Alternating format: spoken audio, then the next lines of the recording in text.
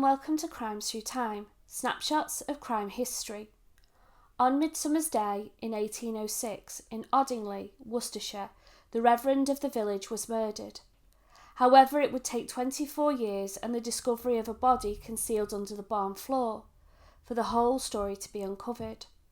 Let's explore the Oddingley murders. Reverend George Parker would take up his position at St James's Church in 1783. Almost immediately, he made enemies of the yeoman farmers of the village. George's annual income came from his tithes. He was entitled to 10% of everything the parish produced. This tithe system would stay in place until 1936.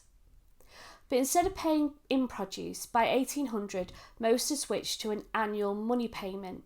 And this, for George, was a respectable annual income of £135. But George was aware that the previous years of war had caused an increase in inflation, and his tithe payment agreement hadn't been renegotiated in decades, so he demanded an increase to £150 per year. The farmers refused, so George began collecting his tithe in produce, even going as far as constructing a tithe barn. No tax collector, which is how those who were forced to pay the tithe viewed it, were ever going to be popular. But George was a hard and uncompromising man who seemed to take pleasure in extracting every penny from the villagers. The farmers continued to refuse the increase, and for the next several years legal claims and counterclaims flew between the sides. But after years of unrest, the exasperated farmers were ready to concede. Paying in produce was actually costing them more money than the increase in annual payment. George, a little too pleased with his victory, demanded that the farmers pay £150 in compensation to cover the cost of building the tithe barn before he would agree to the new tithe agreement. A fierce quarrel broke out between the Reverend and the farmers, led by Captain Evans, who was also a local magistrate. He was heard saying that George was a bad man who, quote, "there is no more harm in shooting than a mad dog." Captain Evans would gather the aggrieved farmers in the Speed of the Plough Inn to discuss the best way to deal with the Reverend. He proposed a murder for hire, paying his employee, Richard Hemmings, £50 to carry out the hit, and then they would aid him in his escape from the area. Such was the level of resentment for George, all present agreed, swearing an oath of secrecy. Late in the afternoon of the 24th of June 1806, while the majority of the village were attending Midsummer Fair, Reverend George Parker was driving a small herd of cows down a lane near Gale Meadow.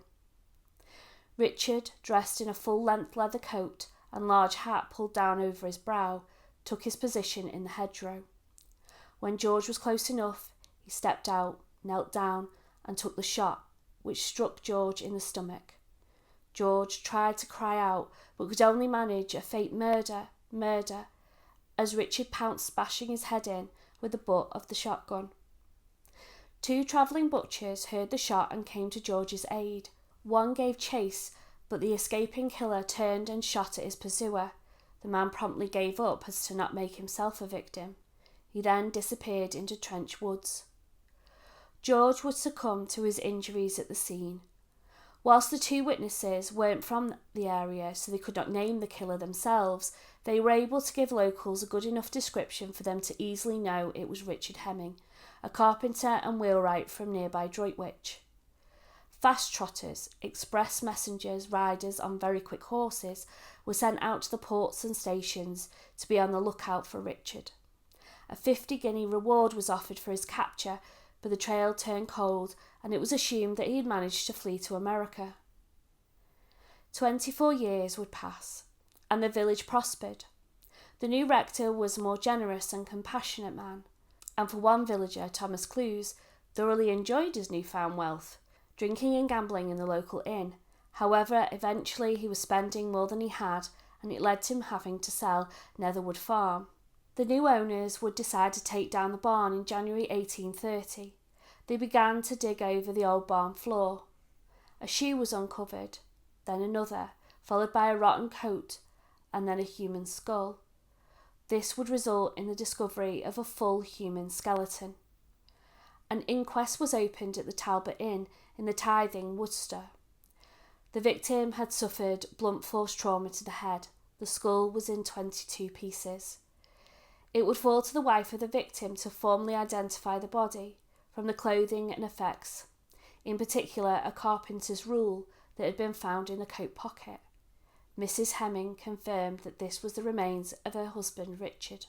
The mystery of the whereabouts of Reverend George Parker's murderer was solved, only to be replaced with the question, how did Richard end up buried under the barn? The inquest was adjourned and an arrest warrant was made for Thomas Clues, the former owner of the farm. He was arrested and thrown into Worcester jail. Thomas would eventually confess everything. First, the circumstances of Reverend Parker's death and the subsequent murder of Richard Hemming. On the 24th of June 1806, directly following the murder, Captain Evans had contacted Thomas and insisted that he allow Richard to hide out in the barn, which he reluctantly agreed to. Later, he received word from Evans to meet him at the barn at 11 p.m. to, quote, do something with Richard to send him off. When Evans arrived, he was with a local farrier, James Taylor. As they entered the barn, he called out, quote, get up, Hemmings, I have got something for thee. Richard was laying in the hay and moved into a sitting position. James then stepped forward and smashed his skull with a blood stick. This was a heavy club-like instrument normally used to let blood from horses. Richard was quickly buried. In the intervening 24 years, most of the key people in the murders had died. Captain Evans, the ringleader of the conspiracy, James Taylor, the murderer of Richard, were both dead. Thomas Clues, John Barrett and George Banks were all charged with aiding and abetting in the murder of Richard Hemming. No one would be charged with the murder of Reverend Parker.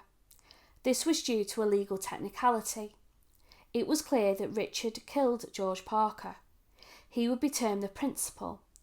In order for any accessories to be charged with murder, the principal must be charged as well, which can't happen because he's dead. It is worth noting that Captain Evans was a magistrate and would have been aware of this fact, and it probably played a part in why the decision was made to murder Richard. The trial was held at Worcester Crown Court in the Guildhall in front of Mr. Justice Littledale. A triple hanging was expected. Thomas's defence first tried to have his confession ruled inadmissible, claiming that he had been wrongly promised a royal pardon by an inexperienced magistrate. This argument was rejected, so they countered by insisting that therefore the confession must be accepted in its entirety. There was no provable foreknowledge or participation in the crime. It in fact showed he had no idea what they were planning when they asked to meet him at the barn. Therefore he was innocent of the only crime that he was charged with, aiding and abetting the murder of Richard. The only evidence was the confession. Witnesses came forward to attest to the rivalry between the farmers and the Reverend, and in particular Captain Evans, who had sworn, quote, an oath of vengeance against George. But too much time had elapsed, and many contradicted themselves with regards to details that would have applied to this trial. The legal complexities of this case confused the jury, who after 13 hours of deliberation returned a verdict of guilty as an accessory after the fact, a charge that none of the defendants faced. The judge rebuked them and sent them back to reconsider. They then returned a verdict of not guilty of aiding and abetting for Thomas Clues. This also freed the other defendants, because if Thomas's confession wasn't enough to convict him, it definitely wasn't enough to convict others.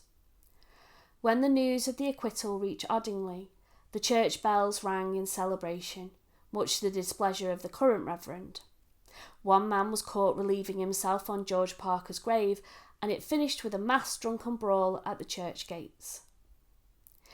It is clear that the three men had conspired with others to have George Parker killed, and at least Thomas was present when Richard Hemmings was killed. He chose to stand by and not intervene to help him. He then took part in covering up the crime and stayed silent for 24 years. But everyone was allowed to go back to their lives as if nothing had happened. Thomas Clues would go on to become the landlord of the Fir Tree Public House in Dunhampstead, located near to Oddingley. The pub is still open to this day and has a bar named the Murderers Bar in honour of the murders. Thank you for watching. Please like and subscribe and let me know what you think of this case in the comments below, and I look forward to welcoming you in the next one.